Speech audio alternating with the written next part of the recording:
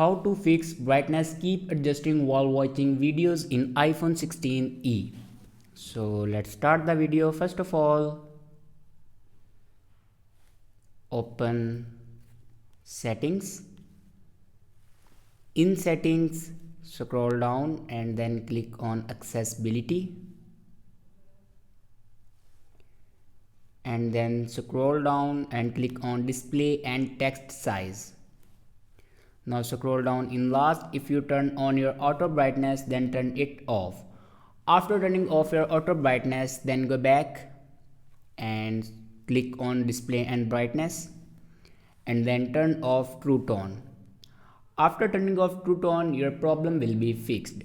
If it doesn't fix your problem, then go back and click on general and then scroll down in last and click on transfer or reset iPhone. Now click on reset and then click on reset all settings.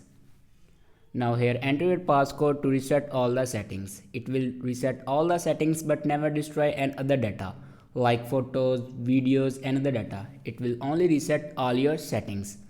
After reset all the settings, your problem will be fixed.